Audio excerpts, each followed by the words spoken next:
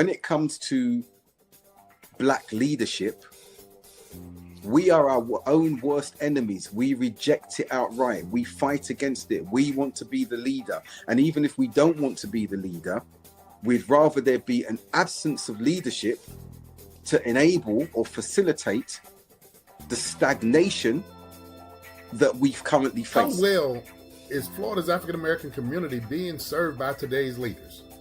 Leadership should produce real progress, stronger schools, better economic opportunity, and safer neighborhoods. Join us as we look at the facts, test assumptions, and focus on practical solutions. Tune in to Let's Talk Nation USA on Facebook Live this Monday at 7 p.m. Subscribe for updates. Hey, welcome to Let's Talk Nation. I'm your man, Rod Love, and we have the Doc Polite co-hosting tonight, and the General, Attorney Greg Jackson, is on special assignment, so he'll be back with us next week. But here's what I want to lay on everybody tonight. And Doc, I'm going to go ahead, man, and try this monologue real quick. Tonight, we ask a blunt question. How well is Florida's African-American community being served by today's leaders? Not the speeches, not the promises. Real service is measured by classrooms that work, jobs that pay, and streets where our children can play without fear. Leadership should translate into results. Higher graduation rates, real opportunities build wealth, and safer neighborhoods. If it's not then in those words, it's just a lot of noise. So tonight we're here to ask the question. We're not here to cheer or to shame anybody, but what we're here to do is we're here to examine, to challenge, and demand answers. We'll look at the facts. We'll hold up policies to the light and separate what helps from what only sounds good at the podium.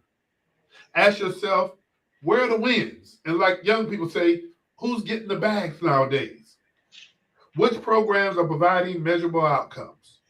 Who's benefiting from opportunities?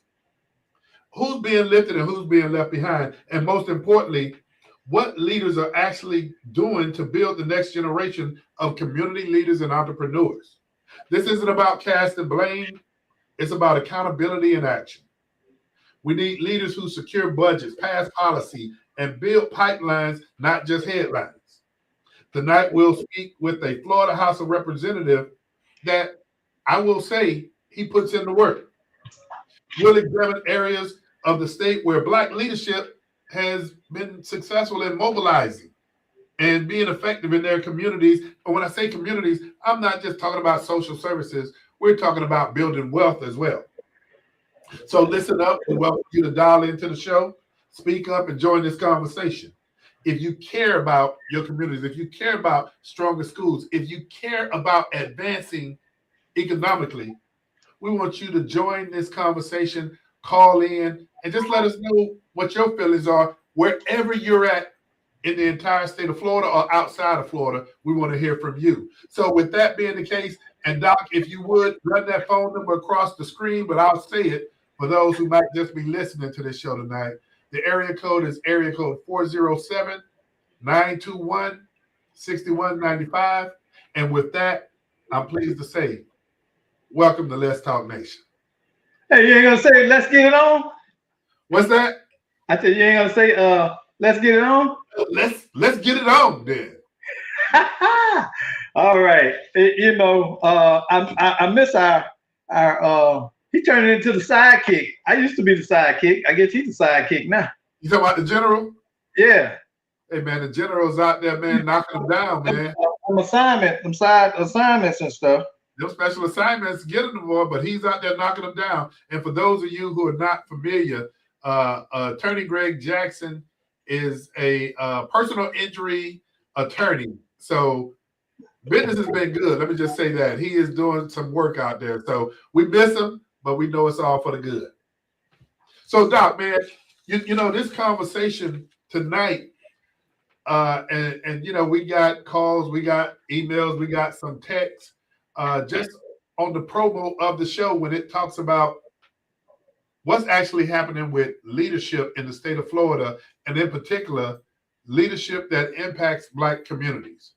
And so, you know, when we were talking about doing show prep and stuff. And I told you I've become reluctant, really, to frame this kind of stuff, because you get to sounding like a broken record, especially when you have been in a position to observe this, not just from a current event aspect, but from a historical, longitudinal look at this. And I told you the story about my cousin Tim running for office in the 70s and running for office in the 2000s. Mm-hmm. And I wasn't making light of that. What I was showing was, and I told him this, you don't know when to stop. Mm. You're still trying to be relevant instead of teaching. There's a point in any progress, any organization, where a seasoned worker teaches those apprentices. And that builds into, building the bench too, Doc. I mean, when we talk about leadership, and some people say, well, why are you talking about Black leadership? Well, we Black. Yeah. And so that's our community is our first concern. And you're right. And Doc, here's the thing, man, that I have a major problem with, and I'm glad Hispanic people are proud, and they'll talk about Latino leadership in a minute. White people got to be proud of leadership. Why can't Black folk articulate that as well? But to me, Doc, I'm gonna just say from my perspective, it should go all to the greater good. But why is it that when we look up, we still see the Black community continuously deteriorating? Because as they said in that promo section, that guy articulated the message well. We don't want each others to be leaders a lot of times. And when he was saying that, what he was framing that as, even if you don't want to be the leader, you don't want me to be the leader. You don't want to follow. You don't want to follow. And that's shameful, Doc. That's shameful. Well, here it is. We've morphed into a community of grievance. We're not a community of progress. We're a community of grievance. Okay, but with that being the case, Doc, think about this. You have the Hispanic caucus. You got the Black caucus, and these are political. I mean, whether it's state, whether it's local government, the League of Cities, I don't care what it is. Doc, when you come together, I would think, you got the League of Cities, I would think that you will be having conversation about best practices. Here's something that I've observed, and I'll say this to you, and you and I had this conversation. I look, and I've had the opportunity and been blessed in certain capacities that I've been in before. Yeah. That had me traveling all over the state of Florida, working with elected leadership across the board. And man, I got to tell you, when you talk about mobilizing, that's one of the things I'm speaking personally. I think that's one of the problems that the Black community has beyond anything else, its ability to come together and mobilize for a cause. But boy, if you look at St. Petersburg, St. Petersburg, those Black folk in St. Petersburg, they have proven, man, how they can come together, mobilize for causes in those communities, and those causes create policy. Those policies create a lasting legacy effect that transcends beyond personalities. Well, they got a plan. They're not running on hope. But we got a special guest that's going to be dialing in here around 7:15. And when you say they have a plan, Doc, what is that thing Mike Tyson says often about, boxers who had a plan when they were boxing him and jumping in the ring?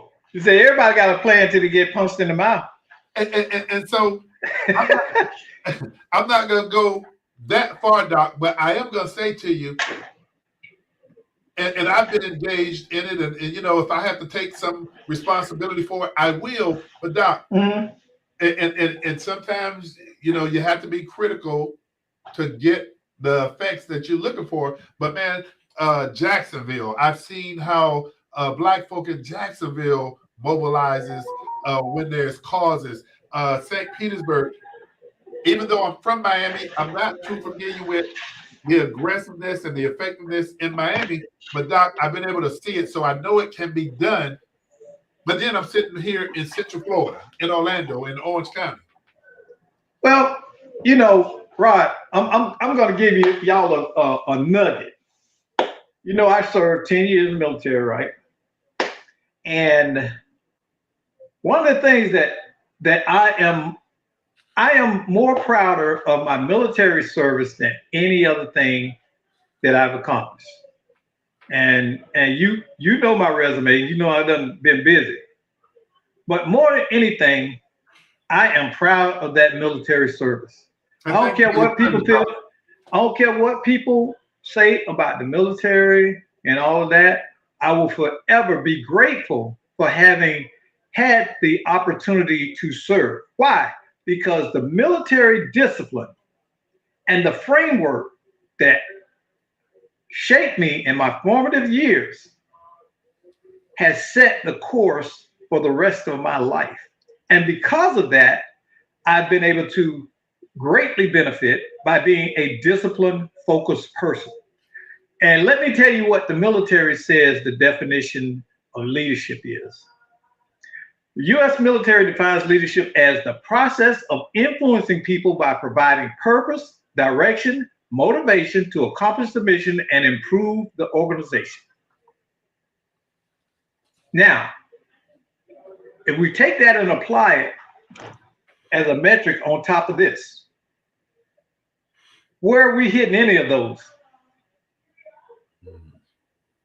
And that's it in a nexus. See, right? You can't accomplish anything if you don't have a plan, if you don't have a direction, if you don't know what the end goal is.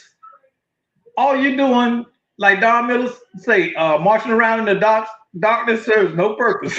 Now you brought up Don Miller. I got to give Don credit, man. Don will call balls and strikes. Yeah. He's been doing it for a long time now, man. So you're absolutely right. And what is that Don says, Doc? Marching around in the darkness serves no purpose. And what it means, my interpretation of it is, you don't know where you're going or where you at. You just walking around. You don't even know you lost because you can't see nothing.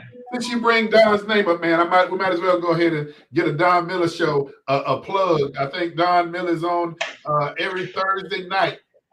From 7 to 8 or from 8 on. I can't remember exactly which, but you bring Don up, I wouldn't do justice without giving him a plug, man. Don is really when there's something to talk about, whether it's taking place locally or nationally, man, Don is on it. Exactly. And the amazing thing about it is people feel Black Don attacks Black people. I don't feel that. I feel that Don Miller is a voice of dissent that's not going to go along to get along. When I think about Don, think about this. When I think about Don, think about this. You know how people say Malcolm needed MLK, like MLK needed Malcolm. So Don is the same way. If Don's voice wasn't out there, you wouldn't have a lot of folk that's shuffling around trying to handle their business. And see, and that's what I mean when I say about we become a community of grievance. All we do is go around and complain about we don't have this, we don't have that. And we're not doing anything to self-actualize And that doesn't mean that you have to do it all. What it means is you have a plan to get yourself there. You take some action. Control what you can. Control what you can, but Doc, I'm gonna pull this all in because our special guest is gonna be chiming in. At the end of the day, Doc, I guess some of the questions to ask: are our leaders sufficiently armed with the art of negotiating and compromising so that they can impact their communities like they need to? No. So then, if the answer is no to that question, okay. Now, let you want me to qualify it? Well, you're gonna qualify, but our guest's gonna be on it. You gotta hit on it. You gotta. I mean, for real, you gotta hit it quick. And here's the thing: when you see your representative on the television, and the first thing is out their mouth is how the other side won't. I get your point. Yeah. So Doc, okay. How often have you heard? Now you're a Republican. Everybody know that, right? You're a Republican. I'm a Democrat. We get along. Okay. And what have I said to you? I said this to you. Democrats think Republicans won't listen to them, but how do they know if they never went and talked to them? You're absolutely correct. But Doc, party affiliations are what they are. If you ask me, do I see the need in communities, and then you want to go ahead and let's microscopically look at what the need is, we can agree to sit down and identify what the need is. Now, the second phase of that is how do we address that need? My perspective is let's teach individuals how to survive. Let's teach people how to arm themselves with the knowledge that they need so that they can provide for themselves. And so we can't teach people. We can present them with the opportunity to learn how to survive for themselves. See, you hit me with cliches. You're talking about you can lead a horse to water. No, because you got to understand, change is an internal event. I don't disagree with you. Change is an internal event. If you don't want it, no matter how much pressure I apply to you, you're not going to receive it. See, we say let's go out and give job training to Jim instead of him hanging under a tree all day every day. Let's get Jim in a welding program. But we don't know that Jim need a reading program first. But Doc, I go back to what you said the first time. You gotta want it, and just the example that you're placing, I'll say this: myself and an elected official some years back got Career Source to identify approximately 15 scholarships for certification in a trade. Mm-hmm. We were overjoyed that we got these scholarships for 15 individuals, but lo and behold, it was like pulling teeth to get individuals to go to the trade. I mean, having to knock on doors because the trade center say folk wasn't showing up. So you gotta want it. Listen. One of my alma maters is Columbia College, and I was active in the alumni when I lived in Orlando, an active alumni. And I had went to the dean, and he's not there anymore, Johnson. And he agreed to give me 100 scholarships for the first year to attend. They would waive all fees for that first year for 100 Black men to start college. You know how many I got? How many? 3. This is after telling other people who had nonprofits, who had organizations, and telling them about it. Hey, if you got people that want to attend college or school, put them in contact with me, and I'll help them go through the registration process and everything. They won't have to pay for it for the first year. Don't even worry about Pell Grant financial aid. Okay, this was an opportunity. Yet we turned around and got 3 people in that whole first year, and I was out hustling. So it comes back to what you were saying is you got to want it for yourself. And Doc, everybody, I mean, I hate to say it, but everybody is not going to get that bag because everybody don't show the energy to go after it. Doc, I realize that our special guest is with us this evening. Or can you bring him up on the screen? Hey, we have, and Armando, I'm going to wait for those applause, Armando, because we have none other than representative of District 41. I think I got 41 right. And that's none other than Representative Bruce Anton. Thank you for joining Let's Talk Nation tonight. Hey, good evening. Can you hear me? Yes, we can hear you great. We can hear you very well. Hey, All right. My co-host this evening is Doc Polite. Doc, you're familiar with Rep, right? Yeah, I'm familiar with Mr. Quietly getting it done. Yeah, Mr. Quietly. Yeah, hey, Rep. Yeah, you know I had to tease you about that. Hey, we appreciate you joining us. Hey, because Doc, really, and I wasn't planning on doing this, but Representative Bruce Anton, and if you could speak to this, because I know you could articulate it far better than me, but in one of your sessions, didn't you get a portion of one of the highways named? Was it Tuskegee or what was it, Rep?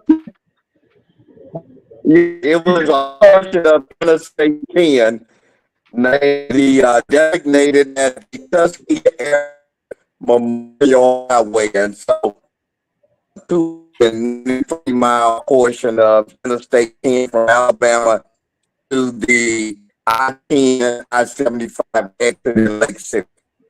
Hey, so Doc, that's not quietly getting it done. Yeah, I know. I tease him about that, but you know, one thing I've always admired about Bruce, he understands politics. Yeah. And many people don't in our community. They don't understand reaching across the aisle. They don't understand building based on shared interests. They won't do it. They think that the minute you talk to a Republican or someone outside their party, you're a sellout. Yeah. And that's some very dysfunctional and harmful thinking for a leader to have. Yeah, you can't just put yourself in a box. Yeah, you're right. Why limit yourself? Well, negotiation and compromise. And Doc, did we lose Rep? Yeah, we lost him. Hopefully he'll call back in. Okay. Mondo, get Mondo on that. And he probably have to find another spot. He was having a problem with his Wi-Fi, I could tell. Okay. But you're absolutely right, Doc. I mean, it's about not compromising your principles, but going across the aisle, man, and negotiating so that you can actually. Rod, how you gonna have some damn principles and you ain't got a damn thing? you know. I mean, really, you have. Well, I ain't gonna do this. I ain't gonna do that. I won't accept this. But you're impoverished. You're basically impoverished, and you got nothing. But that's what I like to hear from Representative Anton. You know, I like to hear him talk about going across the aisles and negotiating and compromising so that he can actually impact his district. But let me try to get him up here. He's not connecting. So Armando, I know you're monitoring the broadcast. See if you can try to get a hold of him and tell him to move near a reliable connection for that internet where he at. You know, again, we apologize. Representative Anton is in session. He just popped in to do us this favor, and we really appreciate his effort because you need to hear what he has to say. We really do. And the important thing is that they're in legislative session now, and so yeah. we're to see what's taking place. You know, in the session now, what are the priorities? Yeah, and a lot of times there are things that I know this. There are things that benefit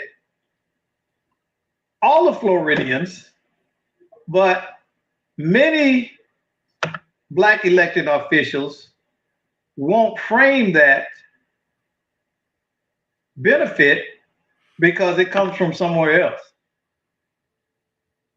And if I'm a Floridian, it's important to me to know what I'm getting as a Floridian. I don't care whose side of the aisle is doing it. You're right. You're right. But I got to say the other side of the aisle does not do a good job either of telling and informing. Okay, he's back. Yeah, we can see. Hey, Rep, here's the question for you, Rep. And we were just talking about the legislative session. There's an art to you negotiating and compromising across the aisle. Tell us, what is the art of it and how do you do that? For me, it is forming the friendship and the relationship with my colleagues before I need them. So, that's simple. Yeah. You spend time getting to know them, ask about their kids and their wife and their parents and, their travel and all that stuff. And so when it's time to sit down and talk about legislation at hand or request for funding, you already have gotten past that hurdle. And so they either say, I like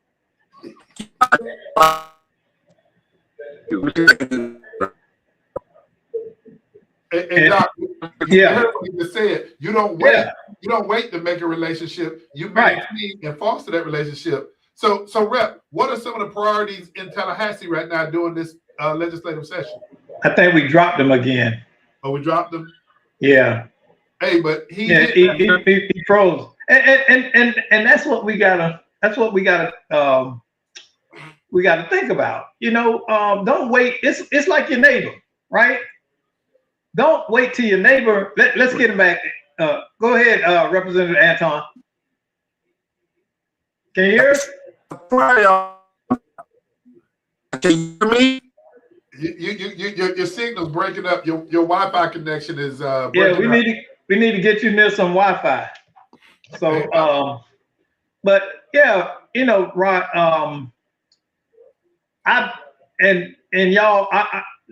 I'm not a fanboy. I'm not a Rod fanboy. Rod is my friend. Automobile insurance. But just keeping folks at bay. Can you hear me? Yeah, there you go. So the real issue that we are hoping for is reducing the cost of property insurance, not reducing property taxes or eliminating property taxes, but reducing insurance, reducing the cost of automobile insurance.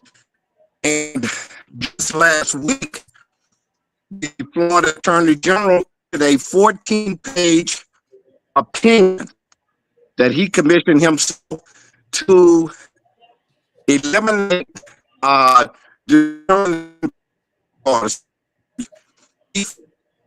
statutes. These are discriminatory, cause harm to other folks. So he removed all these statutes, which is contracting for minority businesses, appointments to some of the boards like the Expressway Authority, the Fair Board, stuff like that. The Office of Minority Health, which focuses on making sure that Black folks have access to health care and that they're aware of the diseases that disproportionately affect. So those are kind of the three priorities. But right now, man, it's just all over the place. And y'all in your third, is this the third week? Yeah, this is the beginning of the third week. We started March 12th. We started January 12th or January 13th. But this is the third of 9 weeks. Man.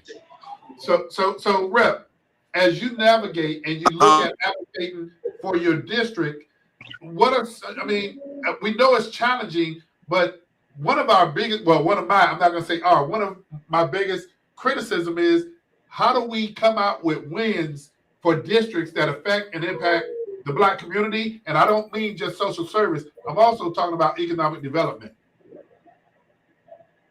Well, that economic development thing is a whole nother animal and a whole nother elephant that's in the room that I don't think we have any immediate answers for. And I know that ain't the right answer, but that is the answer. I mean, again, we have to try to focus on getting funding for infrastructure in our communities, whether it's replacing septic tanks with sewer systems, road widening, even water system replacements. That's kind of stuff we focus on as Black legislators. Of course, we have to try to get money for senior citizen programs, programs to give the seniors something to do. Like in my district, more than half of the district, half of the people in my district are over the age of 50. And so a lot of them are single people. So one of the things I'm focusing on is trying to get $2 million for Guardian Care nursing home, which is right there on John Young Parkway and Church Street, because our people need an affordable place to go for senior care. And then the other thing is always just focusing on after school programs for kids, programs, programs, stuff that they do with that. So am I answering your question? You're definitely answering the questions. And Rep, let me ask you this question. When you're up in Tallahassee, you're one of what, 120 or 140? I can't remember.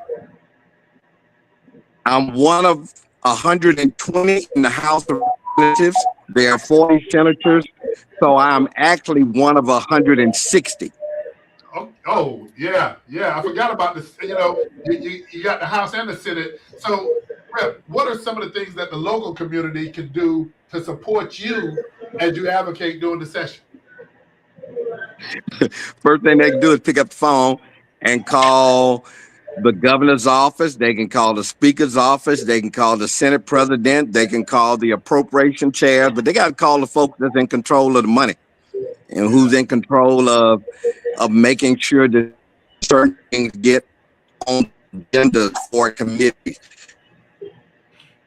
And Rep, like the email, I'm old-fashioned. Go ahead. Okay, well, and that's good to let people know that they need to get on the phone and call the governor's office, call the I don't know if it's the Senate president or the Speaker of the House. I don't know the other conduits of that process. But here's something you said earlier about having a high concentration of senior citizens in your district. Well, one of the things that is glaring right now across the country is how we have elected officials, white, Black, Hispanic, you name it, that are sitting in office that are 70 and 80 years old. What's your thought about passing the baton to the next generation, or at least grooming the next generation? Well, I think the latter. We have to groom the next generation of leaders. I'm 65. I have a colleague that's 75. I think at 65 and 75, we are better suited and better prepared to help our communities, because a lot of the young folks coming in now have not been groomed. They have no visions. They don't know how to be a leader yet. So you're right. But yeah, we have to do a better job of preparing folks to come into these elected positions. And again, we got to work with them. I mean, and so for me, we got to identify those who are interested in serving. And then we got to help them along the way, take me to work with you, whatever. But we have got to do a better job of preparing our next generation of leaders. Well, I'll tell you this. I'm answering your question. Yeah, that's good. But what I want to say this, because we the same age, Bruce. Okay. We the same age. So I'm gonna tell you this. This is what I've seen, and it's the biggest problem. When those young people come in, they often differ in their perspective of how they see a situation. And people our age tend to try to be dismissive towards that point of view, instead of saying, well, let me pass along my knowledge you can take that and bundle it with what you're trying to do. And we need to learn, we seniors need to learn how to be okay with that. And many of us aren't. You know, this is something. Go ahead. No, I totally agree. They call me Unc in Tallahassee because they say I'm always trying to tell them what to do and how to do it, right? Yeah. And so most of them don't care for me, but they respect me because they know I'm really trying to help them learn the process. I'm really trying to help them navigate the process. I'm really trying to say, if you do it this way, you'll have a little bit more success than the way you're doing it. And so I know for me, I mean, it's just in me to try to help my colleagues. Because if I help them, then communities like me succeed. But not everybody's like that. You're right. You're right. Yeah.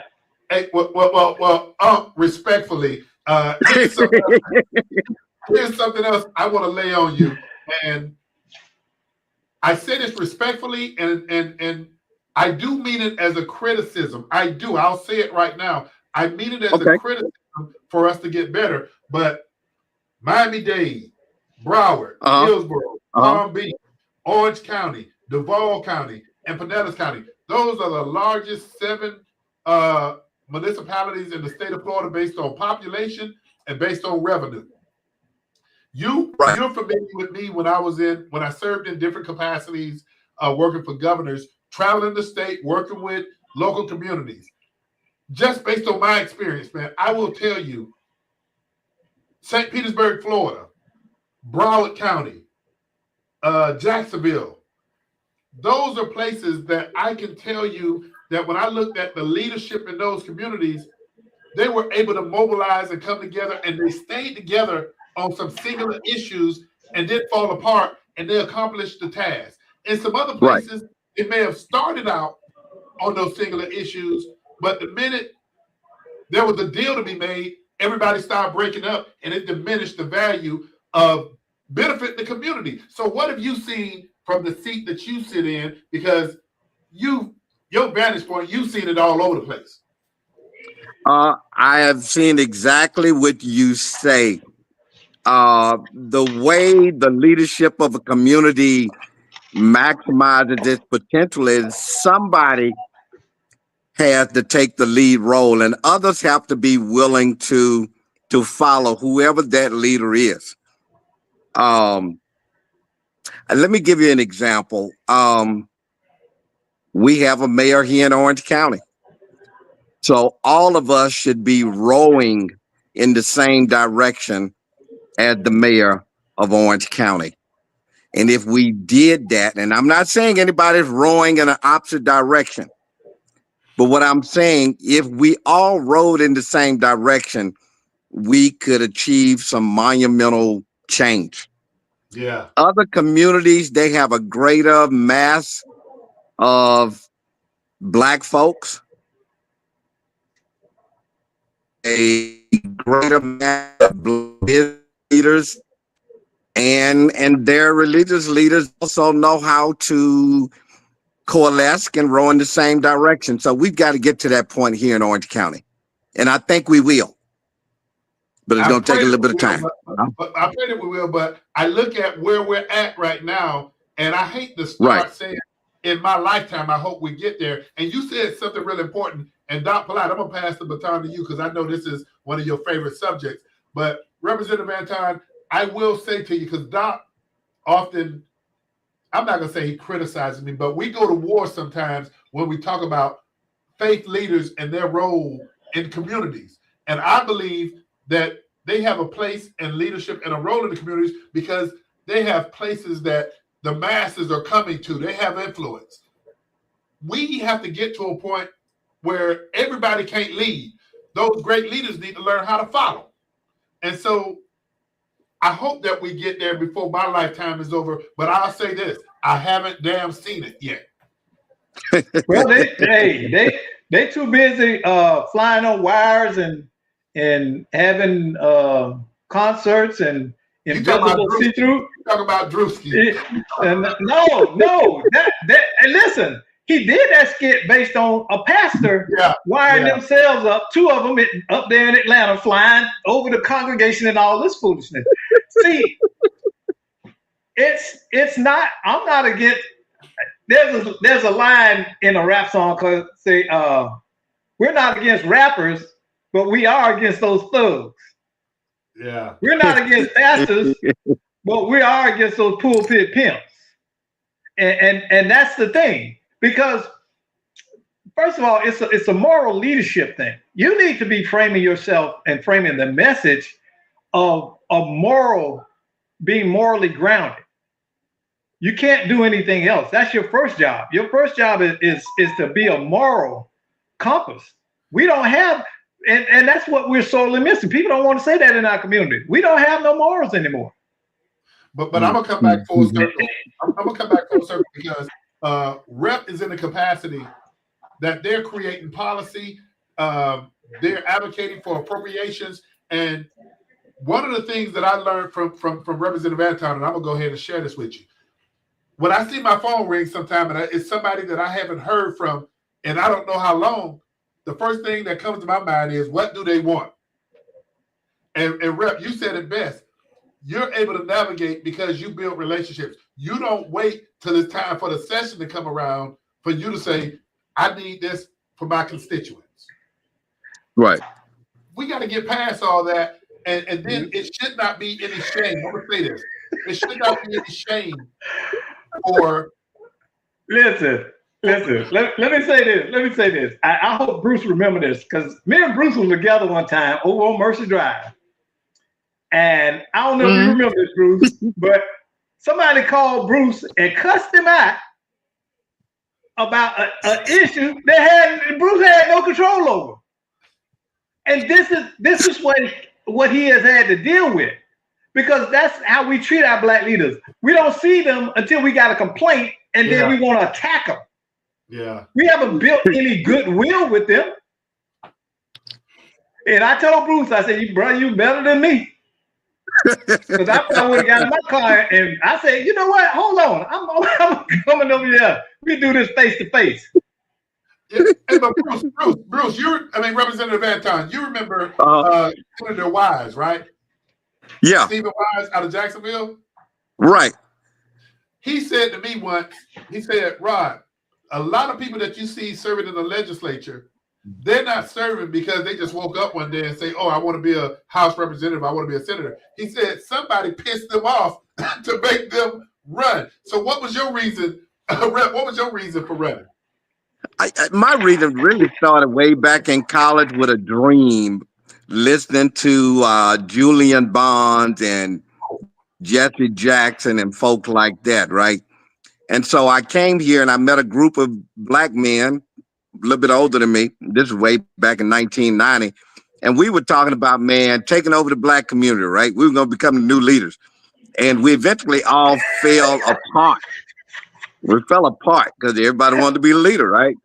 Oh, man. But this white guy called me and said, "Hey, man, I need somebody black to come work on my campaign." And that person was Buddy Dyer. And I went to work for him. And he kind of let me run his office. We had some stuff in common. We were both engineers. And I learned a lot from him. And then I said, let me run for office. And I lost twice before I won. But for me, the burning desire was to take what I had learned working for Buddy Dyer and to try to make change in the community. And so that's kind of how I got to where I am. Mm-hmm. Well, let me tell both of y'all this, and Doc, I'll pass it back to you. One of the things that got me to Orlando is when I was graduating college. You know how you go to career opportunities, and they'll tell you geographically what's on the rise, where the next place to be is at. And so they said Orlando, Florida. This is back in '99. They said Orlando, Florida is going to be the next Atlanta. So I made a beeline to come to Orlando. And when I got here, I saw people that looked like me that was very progressive in high positions, if you would. And when I say high positions, decision-making positions. And so I felt forward and I said, all right, this is the place to be. But as time is going on, and I say this, man, and I say this unapologetically, it appeared that individuals that look like me was shaming us in terms of providing opportunity. I'm not saying hire folk to look like me for the sake of hiring folk, but look at the qualifications, look at the work that's being put in, and on the face of it, it was almost like we were more shameful to make those decisions. But then on the other side of that, I grew up in Miami. Hispanics had no problem identifying folks who had the credentials and made them decision makers. And you see, a generation has passed and that has continued. That's something that I'm looking at Orlando, Central Florida. Where has that gone? I don't know. It was never here. But Representative Anthony, I want to ask you a question. Sure. What has been the most frustrating thing of your political career for you to deal with? The lack of unity, the lack of people working together. And then, my motto, if you talk to me, they say, man, how you doing today? I say, man, I'm just trying to stay out of black folks' way, right? Because, man, the vitriol that comes at you sometimes, man, is discouraging. And you can't get stuff done because, man, it's like you driving down the street and they done stole a bunch of stops from law enforcement and they just throwing them out in the street in front of you. So I hope I'm answering your question, but that is it. We can never sit down, and I'm not making this personal, but it's frustrating because we're gonna have to work together. And maybe it's not me, but the next generation is going to have to work together. That's the only way the change is going to come about. You got to have a shadow staff, You need a shadow staff to take care of them problems. There is one thing I do know about you, even though your history here precedes mine, but you were one of the founding members, if I recollect correctly, based on what I've heard from different, what they say OGs, but you're one of the founding members of the AACCC, and Doc, AACCC stands for what? African American Christian Clergy. Yeah, it was actually my idea. Yeah, it was actually my idea. Yeah. How many years back does that go? Well, I started eating breakfast with the pastors at Red Barbecue in 1990, and we finally formed that group in January of 1993. Man. And so I was the only non-minister in the group. Boy, that's a long time ago, because I don't even think you know about Reds, Rod. I don't. Oh, okay. Yeah, Rod, everybody used to eat at Red Barbecue right there on Old Winter Garden Road. And, that's where all the movers and shakers went at. I mean, everybody downtown. Hey, to the both of you, here's something I'm going to say. And I hope that it's welcome. I hope that people take this.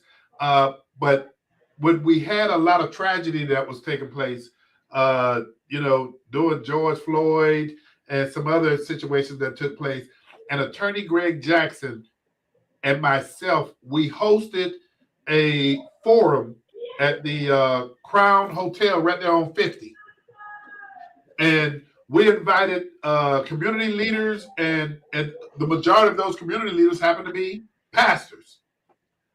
And we had a room of about 100 people in that room. And I actually thought, this is the Orlando that I left Youngstown State to come to Orlando for, because the synergy, energy, and people actually saying, I don't have to be the leader. If you got an expertise in this, then we're going to get behind you. It actually was moving in that direction. And then all you had to do was give it 3 months, 4 months, and it dissipated. What I'm saying is, and I don't need to be the leader, whoever is out there that's willing to give up their time, and of course, Attorney Jackson and I, we've given up our time and will gladly do it, but I'm getting older. My time is far more valuable now, but we see tourist development tax dollars that the hotels generate, and it is an economic engine in this community, and I will take my hat off to what they're doing. But I'm also looking at this other thing that the city of Orlando does. It's a festival that they give the local community that's impacted by it $65,000 a year, and it's about 10 homeowners association. Rep, you might know what I'm talking about. And they give like $3,000, $4,000 to these. Hey, that's big. You're talking about the Electric Daisy Carnival. That's it. That's it. Hey, here's what I will say. I'm surprised that, you know, we have, and I'm not going to call this one entity, but they're in all of the local communities that the property values are so low. You look at this thing with the town of Eatonville now, there's a lot going on. But why don't one of us step up to say we can create economic engines and revenue builders for everything else but us? When is somebody going to step up and do that? White folks' ice is colder than black folks' ice. You just need to remember that. And that is why we falter every time. We cannot gain momentum because they go turn to the other folks who they think their ice is colder and they get, and it's not colder. So I'm gonna shut up. I didn't mean to say that, but I said it. Well, you telling the truth, and we see it constantly across the spectrum within our community. They will come to you, okay, and say, hey, you know, I'm gonna pay you $11. No, you're not gonna pay me $11. You're gonna pay me $25 like everybody else do. Right. And here come Leroy. Leroy say, man, don't listen to him. I do it for $7. We constantly do that in our community, and we don't understand that's what you call driving the cost down. So if I can go to 10 community groups and give them $3,000 a piece, and they happy with that, why would I spend millions of dollars? And that's it. We have no infrastructure we own. We have no capital with which to build our own. So we're beggars. But nobody likes a beggar. And Doc, you hit it right on the head. But let me say this, because our time is winding down. But let me say this, and I say this respectfully. The opportunities that have been afforded to me, I would say first and foremost, I thank God Almighty for those blessings that He bestowed upon me. But I will also say this: it has been white people that have presented opportunities in front of me, and some I've succeeded at, some I've failed at, but they've created opportunities for me that I've been able to employ people. I've been able to create a business. And the sad part about this is we're sitting here at a day and age, whether you agree or disagree about the DEI eliminations and things of that nature, I find more challenges with coming to the table with all the competencies that I have. And I'm talking to people that's sitting across the table that look like me, and not for the fact that they look like me, but for the fact that what I'm presenting to them has merit. I can't even get in the door. So when we talk about having opportunities to get into the boardrooms, goddamn, let's get into the boardrooms with somebody. Come on. Yeah. Let me say this. Again, Buddy Dyer was my mentor, and he opened up a whole lot of doors for me, even in Tallahassee. It has been the Republican leadership that makes sure I get what I need for the community, right? Yeah. That's where it comes from. So I'm gonna touch on something just real quick. Eatonville. I was trying to create a renaissance in Eatonville with that Black History Museum.